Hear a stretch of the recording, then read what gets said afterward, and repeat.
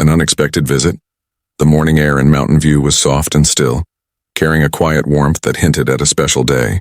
Sundar Pichai woke before the sun, as he often did, sitting by the large window in his living room with a cup of tea in hand. Outside, the first light painted the sky in faint shades of gold. Everything seemed ordinary, yet his heart carried a strange mix of calm and anticipation. He was a man used to headlines, meetings with world leaders, and decisions that shaped the future of technology. But what was about to happen that day was different. It was personal. It was human. It was something he had not fully prepared for. Hours earlier, Sundar had received a simple message. It came from the office of the External Affairs Minister of India, Dr. S. Jaishankar. The message was respectful and brief. The minister would be visiting him at his home during his trip to the United States. The idea of a senior Indian leader walking through his front door was both humbling and slightly unsettling. Sundar's home had always been a place of warmth and privacy, shared with his wife and children, far from the polished halls of corporate life. He was proud of his journey, but he never allowed power to cloud the simplicity he grew up with. Today, that balance would be quietly tested. As the morning grew brighter, his wife joined him in the kitchen, her face showing both curiosity and a touch of nervousness. They spoke softly, planning the little details that mattered. She carefully arranged flowers in a vase, choosing bright marigolds that reminded them of home. Their children, still half asleep, wandered into the living room, puzzled at the sudden energy in the house. Sundar knelt down beside them, speaking gently. He explained that an important guest would be visiting. His tone was calm, but his eyes carried a sense of occasion. He wanted his children to understand not just the importance of the guest, but the value of respect and humility when receiving anyone, no matter their position. Outside, security preparations had begun. A convoy was scheduled to arrive later that afternoon. Sundar watched as his quiet neighborhood slowly transformed. There were unfamiliar faces, black cars, and quiet instructions shared through earpieces. His neighbors peered curiously from their windows. The world was closing in on his personal space, yet he remained composed. This was not about him. It was about something larger. By late morning, Sundar retreated to his study. The walls were lined with books, engineering manuals, biographies, poetry collections, and a few treasured novels from his college days in India. On the desk lay a framed photo of his parents standing proudly in front of their modest home in Chennai. Sundar picked it up and held it for a moment. His father had once told him, "Never forget where you came from.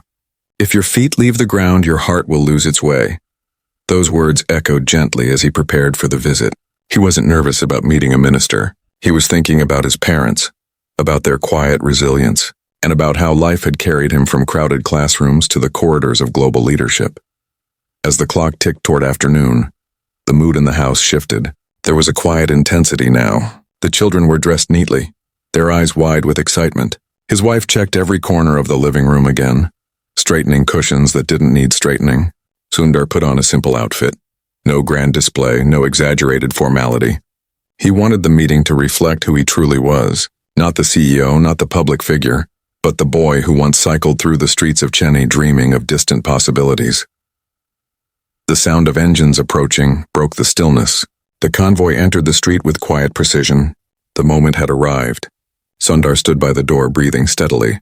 When the doorbell finally rang, he opened it himself without hesitation. Standing there was Dr. S. Jaishankar, dressed with his usual elegance and carrying a warm, composed smile. His presence brought with it the gravity of a statesman and the grace of someone deeply aware of the cultural significance of the moment.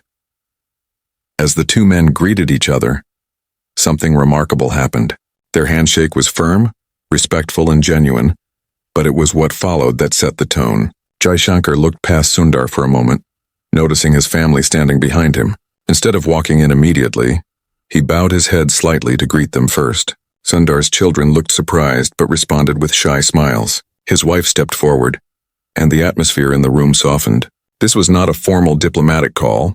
It felt like the beginning of a shared story between two lives that represented different paths but held the same roots. The conversation started easily. They spoke about technology, India's role in the digital future, and the power of connection between nations. Sundar shared stories from his early days at Google, his struggles to adapt to a new culture and the times when failure felt close. But determination kept him moving. Jaishankar listened with a quiet intensity, occasionally adding thoughtful reflections on how India's image abroad had evolved over the years. The discussion was deep but warm, blending personal memories with global visions. Then an unexpected moment unfolded. Jaishankar asked Sundar if he could see a particular part of the house. Not the grand living room or the garden, but Sundar's personal study. Sundar hesitated for a second, then led him in. As they entered, Jaishankar noticed the framed photo of Sundar's parents on the desk. He walked over, studied it for a moment, and turned to Sundar with a look that carried both respect and quiet understanding. He said softly, "This is where it begins. Not in the boardroom. Here." Sundar felt a lump rise in his throat. It wasn't just a compliment. It was an acknowledgement of the journey, of the struggles unseen by the public eye. The atmosphere shifted again, becoming almost intimate in its honesty. Jaishankar began sharing his own childhood memories, moments of uncertainty, the sacrifices his family had made for his education. Both men stood there, not as public figures but as sons remembering the people who had shaped their lives. Time seemed to slow. The air in the room carried a weight that was both emotional and grounding. As the afternoon sun began to dip, a silence settled over the room. It wasn't awkward. It was the silence of shared understanding. Sundar's wife entered to say that tea was ready. They moved to the dining area, laughter beginning to flow more freely. The children warmed up, asking curious questions about travel and diplomacy. Jaishankar answered each one with patience, never dismissing their curiosity. Sundar watched this with quiet pride. He had met countless leaders, but few had made his home feel this alive. But just as the warmth reached its peak, something subtle but unsettling occurred. One of Sundar's assistants rushed in quietly, whispering something into his ear. His expression changed slightly, controlled but serious. Jaishankar noticed it immediately. Sundar excused himself for a brief moment, stepping into the hallway. The assistant handed him a tablet with a message that had just come through. As he read it, his heartbeat quickened. Something urgent was unfolding, something that could not wait. And it was connected unexpectedly to this very meeting. He returned to the room with a composed face. But inside, questions were forming rapidly. Jaishankar's eyes met his, sensing the shift. The minister's calm expression did not waver, but there was a slight tilt of the head, a silent question asking if something was wrong. Sundar took a deep breath, and then, with the entire room unaware of what was about to change, the phone on the table began to ring. The silent message, the phone's ringing cut through the gentle hum of conversation like a sharp gust in a calm room. Everyone turned instinctively toward the sound. It wasn't just any phone. It was the secure line Sundar used only for critical matters. The room fell quiet, the laughter of a moment earlier fading into a stillness that carried both curiosity and unease. Sundar looked at the device, then at Jaishankar, whose calm gaze seemed to read more than words could express. Without rushing, Sundar reached for the phone and answered in a low voice, stepping slightly away but not leaving the room. The children exchanged puzzled glances. His wife's smile softened into concern, and Jaishankar's expression shifted into quiet alertness, the way a diplomat reads the air before anyone else. As Sundar listened, his face revealed nothing, but his heartbeat grew faster with each passing second. The voice on the other end was measured and professional, but the words carried a weight that pressed against the walls of the house. There had been a sudden cyber incident involving one of the company's global data hubs. No user data had been compromised yet, but the pattern suggested something deliberate, something coordinated. And more strangely, the timing of the incident matched the exact hour of Jaishankar's visit. Sundar's mind began connecting possibilities in silence. Was it coincidence, or was someone watching, waiting for this precise moment to strike? He ended the call calmly and turned back toward the table, his steps slow but steady. Inside, his thoughts were sharp, slicing through scenarios, trying to find a path forward without alarming his guests. Jaishankar observed him carefully, not with suspicion but with the sharp intuition of someone who has stood in many rooms where calm faces hid urgent truths. Sundar's wife touched his arm lightly as he returned to his seat, searching his eyes for reassurance. He gave a small nod, not wanting the warmth of the visit to shatter just yet. The conversation resumed gently, but there was an invisible current running beneath the surface now. Sundar spoke less, listening more, his mind balancing two worlds at once, the intimate presence of a respected guest and the silent urgency of a developing crisis. Jaishankar, sensing the unspoken tension, shifted the conversation toward resilience. How nations, companies, and individuals navigate moments when the unexpected arrives. It was almost uncanny, as if his words were a mirror to Sundar's thoughts. He spoke of how India had learned to adapt in unpredictable global scenarios, how steady hands and calm hearts turned potential chaos into strength. Sundar listened, each word resonating more deeply than usual. Then, as if guided by an unseen thread, Jaishankar looked directly at Sundar and asked softly, "Is everything all right?" The question hung in the air, simple but powerful.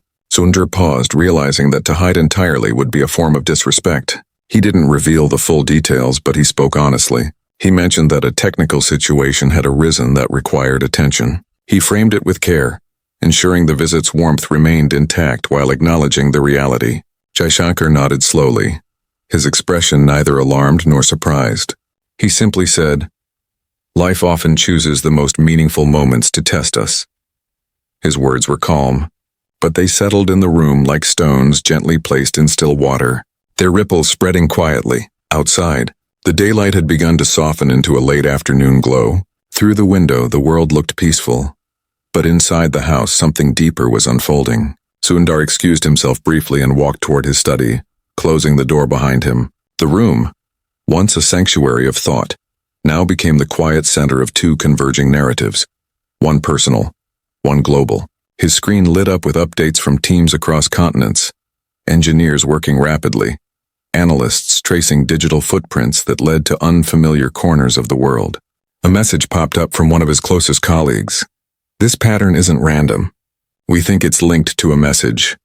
Sundar stared at the words, a chill running through him. What kind of message would align itself with such a moment? He typed swiftly, asking for details. The response came almost immediately. Someone had embedded a line of text inside the code used in the attack. It wasn't a threat. It was a phrase, short and haunting. "The past always arrives." Sundar read it twice, his brow tightening. It wasn't a typical signature of any known hacking group. It felt personal, almost poetic, as if someone wanted him to understand something beyond the surface. He leaned back in his chair, memories flickering briefly, moments from his early career, unresolved questions, quiet choices that had once seemed insignificant. Before he could think further, there was a soft knock on the door. Jaishankar stood there, his presence calm but purposeful. Sundar opened the door slightly, and the minister asked if he could enter. Sundar nodded. Inside the study, surrounded by screens and quiet urgency, Jaishankar walked to the same framed photograph he had admired earlier. He looked at it again, then turned to Sundar. "You carry many responsibilities," he said gently. "Sometimes the past speaks when the present is too loud to hear." Sundar exhaled slowly. He didn't share every detail, but he told Jaishankar enough for him to understand the gravity without causing panic. Jaishankar listened silently, his hands folded, his eyes steady. When Sundar finished, there was a long pause. Then Jaishankar said, "Maybe this is not a disruption. Maybe it is a reminder. Some messages are not meant to scare us. They are meant to make us remember." The words hung in the quiet room, deep and unsettling. Sundar glanced at the screen again, the strange phrase glowing like an echo from a forgotten corner of his journey. Somewhere in the world, someone had chosen this moment to reach him, using technology as a bridge between memory and present reality. The question was why and who. As he stood beside Jaishankar, looking at the glowing screen and the quiet photo on his desk, Sundar felt the walls of his two worlds, personal and professional, slowly merging into one. Something from his past was reaching out, and this visit, this day, was not an accident. And just as he was about to speak, another message flashed across the screen. This time it wasn't a phrase. It was a location. Echoes from Chennai, the location on the screen, glowed softly, almost like a quiet whisper in the room. Sundar stared at it, his eyes narrowing, not out of fear but in recognition. It wasn't some random digital coordinate. It pointed to a specific neighborhood in Chennai, the city where his journey had begun. The street name was familiar in a way that reached beyond memory. It carried a feeling, a scent, a time when life was simpler but dreams were fierce. He hadn't walked down that street in decades, yet in that single moment, the walls of his study seemed to dissolve, replaced by the dusty lanes of his childhood. He saw himself as a boy again, walking barefoot after a summer rain, watching water flow through narrow gutters, carrying with it both leaves and stories. Jaishankar observed Sundar's reaction closely. He didn't ask immediately. He waited, allowing the silence to reveal its meaning. Sundar finally spoke, his voice softer than before. He explained that the location wasn't just any place. It was near his old school, not far from where his father had once worked. It was the heart of where his story had quietly taken shape. But what unsettled him was why someone would bring that address into a moment like this. The phrase from the earlier message, "The past always arrives," now felt less abstract. It was as if someone had carefully pulled a thread that led directly to the core of his life. As the evening deepened outside, the lights in the house began to glow warmly. But inside the study, the mood was shifting toward something heavier. Jaishankar leaned slightly forward and asked in a thoughtful tone, "Is there something unresolved there?" The question was not intrusive. It was gentle, like a hand placed on a shoulder in a quiet room. Sundar hesitated. Over the years, his life had been a series of rapid transformations. From India to Stanford, from engineer to leader, from the quiet observer to the one making decisions that echoed across continents. But in that rapid ascent, there were fragments of the past he had folded away carefully, never truly examined. He told Jaishankar about his early years, the classrooms filled with eager faces, the long train rides, the smell of chalk dust, the teachers who believed in him, and the nights when electricity would cut off but dreams burned bright. He spoke about a friend, someone he had once been close to, a brilliant mind who had faced difficulties that Sundar, in his ambition, hadn't fully understood. Life had carried them in different directions, and one day, their paths simply stopped crossing. It wasn't a dramatic parting. It was quiet. The way childhood friendships sometimes dissolve into the distance without anyone realizing their weight until much later. As he spoke, Jaishankar listened like a seasoned diplomat, but also like someone who understood the quiet aches of memory. He didn't interrupt. When Sundar finished, the minister simply said, "Sometimes the people who disappear from our story don't leave. They wait not in anger but in silence, and one day silence becomes a voice." The words settled between them like old dust stirred by a sudden breeze. Sundar turned back to the screen. The cyber team's updates were coming in steadily. They had traced the attack's origin to multiple points, but the central clue remained that single location. It wasn't an active threat anymore. The systems were secure, the breach contained, but whoever sent that message didn't aim to destroy. They aimed to be heard. The team asked if they should investigate further on the ground in India. Sundar paused. For the first time in a long while, this wasn't about code or systems. It was about something personal calling from a distance. He stepped out of the study and walked toward the living room. The house was calmer now. His wife and children were speaking with Jaishankar's aides, sharing stories and laughing softly. He stood for a moment watching them, feeling the strange balance between the warmth of the present and the pull of the past. When Jaishankar joined him in the hallway, Sundar spoke quietly. He explained that the situation wasn't just technical. It carried personal echoes. Jaishankar nodded, his expression thoughtful. "The past doesn't reach across continents for nothing," he said softly. "If someone chose this moment, perhaps they wanted you to look back before you look forward." They returned to the study together. Sundar decided to send a secure message to the team in India, asking them to discreetly visit the location. He provided minimal details, emphasizing respect and caution. His instructions were clear. Observe, listen, don't disturb. He wanted to understand before reacting. After sending the message, he closed the laptop slowly, as if sealing a part of his heart inside. The night settled outside, but inside, the house carried an unusual energy. After dinner, Jaishankar and Sundar sat together in the living room, speaking about life's strange intersections, how public duties and personal memories often find ways to collide. Jaishankar shared a story from his early diplomatic career, a moment when a sudden message from home had changed the way he saw his responsibilities. Sundar listened with quiet intensity, realizing that beneath titles and positions, every human story carried the same delicate threads of connection and memory. As the clock moved toward midnight, a soft chime from Sundar's phone broke the conversation. It was a secure update from the India team. They had reached the location. There was no active danger, no hidden threat, but something was there. A small locked wooden box had been found near the old school gates, wrapped carefully in cloth as if waiting to be discovered. Inside the box, they found a single piece of paper with handwriting that looked decades old. It contained one sentence: "We never finished the conversation." The letter that waited, the T sentence on the old paper, lingered in Sundar's mind like a quiet echo that refused to fade. "We never finished the conversation." It was simple, almost ordinary, but its weight was undeniable. He stared at the message on his screen. His heartbeat steady yet heavy. The handwriting was unmistakable, old-fashioned, slightly slanted, and carrying a personality he remembered vividly. It belonged to Aaron, his childhood friend. Memories of dusty classrooms and shared secrets rose uninvited. Sundar could almost hear the soft rustle of their notebooks, the laughter during lunch breaks, the heated debates about ideas far bigger than their young worlds. Aaron had always been the one who dreamed differently, who questioned everything with a spark that lit up their small classroom like a hidden lantern. But somewhere along the way, their paths had diverged, and now, decades later, a single sentence from him had traveled through digital labyrinths and physical miles to arrive at Sundar's doorstep. Jaishankar sat across from him, observing quietly as Sundar processed what he was reading. The minister didn't rush him. His presence in the room felt less like a guest and more like a silent witness to something unfolding beyond diplomacy. When Sundar finally spoke, his voice carried both wonder and uncertainty. He explained who Arun was, how their friendship had shaped his early years, and how their last real conversation had ended in silence. It hadn't been a fight.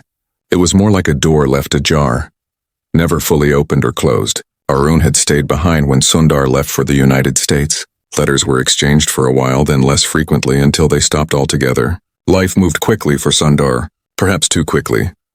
Jaishankar leaned back, his eyes thoughtful. "Sometimes," he said softly, "the conversations we leave unfinished are not lost.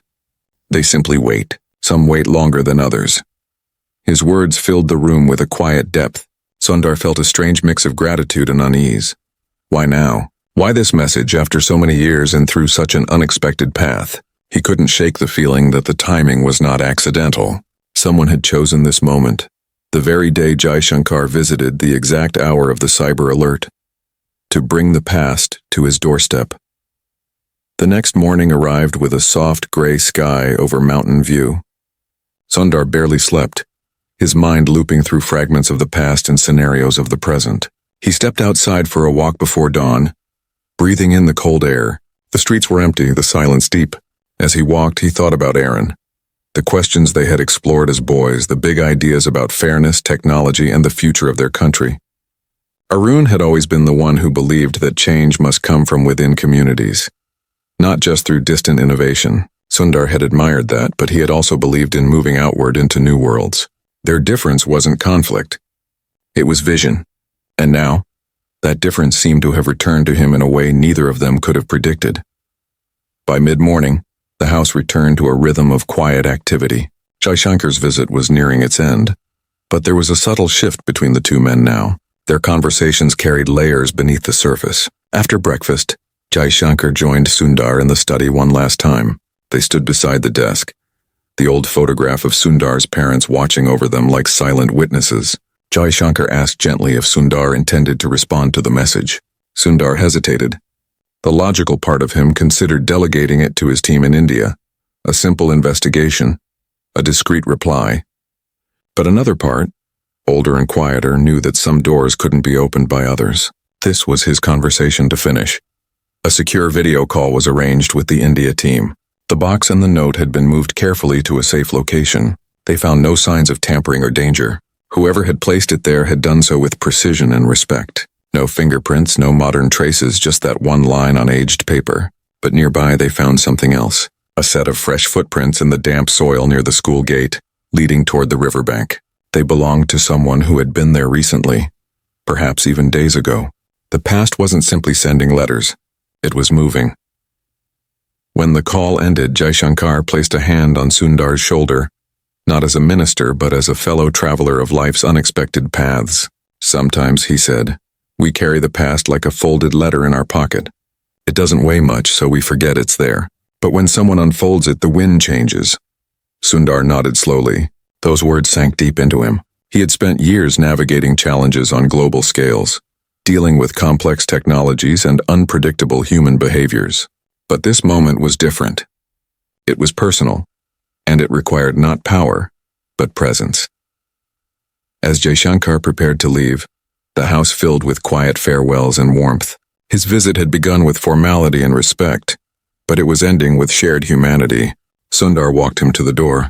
Before stepping into the car, Jaishankar turned and said softly, Perhaps the unfinished conversation isn't just between two friends. Perhaps it's between who you were and who you've become.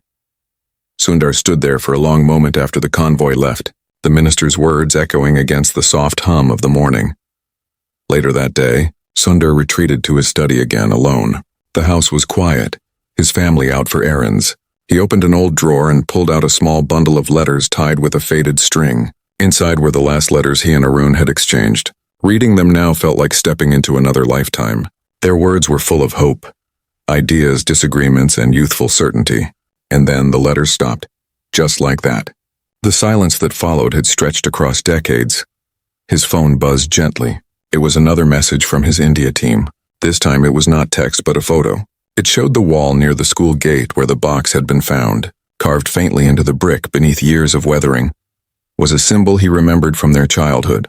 It was the mark he and Aaron had drawn one summer as a promise to keep dreaming big, no matter where life took them. The carving was still there, but beside it, someone had added something new, a date. It was just 3 days away. The date that waited.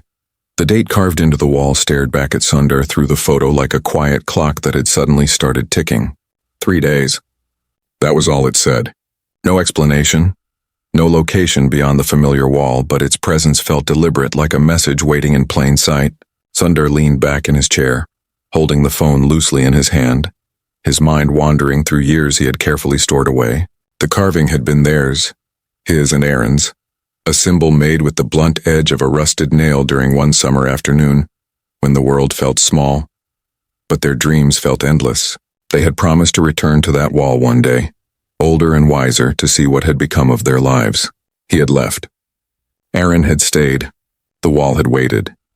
The room around him felt unusually still. The faint hum of distant traffic outside his home blurred into silence. He traced the outline of the photo with his thumb, as if trying to touch the past through the screen. 3 days, why now? Why after all this time? Through such a carefully woven path of digital clues and quiet symbols. Whoever had carved that date had done it not to shock him, but to summon him. Sundar realized that this was no longer something he could delegate to teams, no matter how skilled. This was something only he could walk toward. Over the next day, he carried the thought quietly, even as his schedule filled with meetings, calls, and decisions that shaped vast systems. His voice remained calm, his reasoning sharp, but underneath there was a steady undercurrent, like a river flowing beneath a calm surface. At times, between brief pauses in his work, his eyes would drift toward the photograph on his desk. His childhood face stared back at him from memories he hadn't visited in years. The simplicity of that time contrasted sharply with the complexity of his present life. He wondered if Aaron had felt left behind, or if this was something else entirely. A message not of bitterness, but of unfinished purpose. On the evening of the second day, Sundar sat in the backyard, the sky painted in soft orange as the sun began to sink. His wife joined him quietly, sensing that his thoughts were far away. She didn't ask immediately. She simply sat beside him, the way someone does when they know silence can speak more than questions. After a long pause, Sundar told her everything. The messages, the box, the note, the carving, the date. She listened without interruption, her face softening as the story unfolded.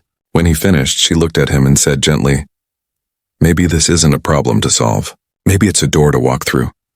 Those words settled in him like a small light in the dark. She was right. For years, Sundar had been conditioned to solve problems quickly, efficiently, through structure and logic. But this wasn't that kind of moment. This was something older, something that required presence rather than strategy. As night fell, he decided he would return to Chennai. Quietly. Not as a public figure, not with cameras or attention, but as a man going home to finish a conversation that had waited too long. On the morning of the third day, he informed a small circle of trusted colleagues. The trip would be discreet.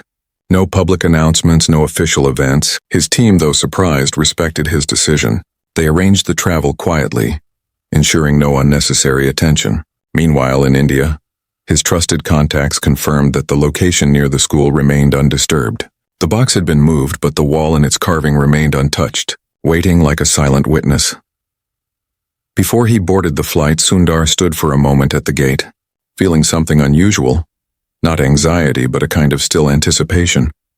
He had traveled across the world countless times for work, negotiations, and leadership responsibilities. But this journey carried a different weight. It was not about technology, policy, or strategy. It was about memory, friendship, and the unfinished threads of a younger self. As the plane ascended into the dark sky, Sundar stared out the window at the stars. Somewhere beneath them was the city that had made him, the friend who had once walked beside him, and a wall that had held their promise like a quiet guardian.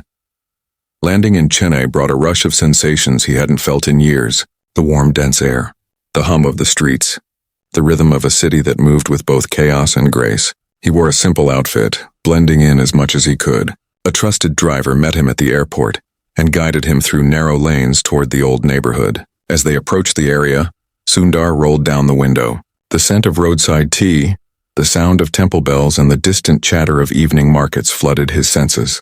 Time hadn't stopped here. It had simply carried on quietly, without him. They arrived near the school just as the sun was lowering behind the rooftops, casting a golden light on the walls and trees. Sundar stepped out of the car and walked slowly toward the gate. Each step felt like peeling back layers of years. Children ran past him, their laughter echoing like distant memories. When he reached the wall, he stopped. There it was, the old carving, weathered but alive, the symbol they had made as boys. Beside it, freshly etched, was the date. Today.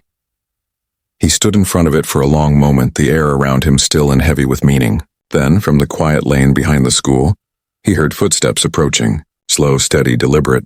He turned toward the sound. In the fading light, a figure emerged from the shadows, walking toward him. There was no rush, no drama, just a quiet presence drawing closer. Sundar's breath caught in his throat. The figure stopped a few steps away. The face was older, lined with time but unmistakable. It was Aaron. The conversation that returned, the world seemed to narrow to a single point between them. The noise of the city faded, replaced by the steady rhythm of footsteps slowing to stillness. Sundar and Arun stood facing each other in the soft golden light, neither rushing to speak. Decades of silence stretched between them, but it didn't feel empty. It felt full of everything unsaid, everything remembered, everything postponed. Sundar took in the sight of his old friend. Arun's hair was streaked with silver, his frame lean but strong, his eyes steady and unreadable. He wore simple clothes, nothing that called for attention. There was no bitterness in his face, but neither was there easy warmth. There was simply presence, as if the years had folded themselves neatly to bring this moment into being. They stood like that for a long while, two boys who had grown into men, finally standing at the wall that had once carried their promise. Sundar spoke first, his voice soft and slightly unsteady. "I didn't know if you'd be here." Aaron gave a small smile, the kind that holds both amusement and truth. "I wasn't sure if you'd come," he replied. The simplicity of his words struck Sundar deeply. It wasn't accusation. It was honesty layered with quiet patience. Neither of them had rehearsed this. No speech could capture the strange familiarity of meeting someone who knew you before the world did. They walked slowly along the side of the school, away from curious eyes, toward the old riverbank where they had spent countless afternoons as boys, dreaming under the shade of a sprawling banyan tree. The tree was still there, its roots thicker, its branches wider, like time itself had stretched through its veins. They sat on the stone ledge beneath it, the same spot where they had once shared their biggest dreams. The silence between them now wasn't heavy. It was gentle, like an old friend that didn't need to fill every space with words. Aaron broke the quiet first. "I always wondered what this moment would be like," he said. "Not because I wanted answers, but because I wanted to see if the boy I knew still lived somewhere inside the man the world talks about." His voice carried no bitterness, only calm reflection. Sundar looked down at his hands for a moment, then up at the branches above. "He does," he said quietly. "He got busy trying to build things, but he never left. Maybe he just got quiet." They spoke for hours, their words flowing like a river that had been waiting behind a dam for too long. They talked about the choices that had pulled them in different directions. Sundar chasing opportunities across oceans, Aaron choosing to stay and build within the community they grew up in. Aaron had become a quiet force in the city, working with schools and local groups to bring technology and education to children who might otherwise have been forgotten. His work didn't make global headlines, but it changed lives in quiet, enduring ways. Sundar listened with genuine admiration. There was no competition between them, only a recognition that their paths had diverged not out of conflict, but out of vision. Two different roads, both driven by purpose. Then Arun told him something that unsettled him deeply. The message, the box, the phrase, it had all been his doing, but not out of resentment. Years ago, after Sundar's success became global news, Arun had written him letters. None of them reached him. Somewhere along the way, layers of distance, personal, institutional, digital, had swallowed their attempts to reconnect. Arun had waited quietly as the years passed. When he saw the news of Jaishankar's visit, something stirred in him. He didn't want a public reunion. He wanted a conversation that belonged only to them. And so he had sent the message not through formal channels but through a path he knew Sundar would notice. Technology intertwined with memory.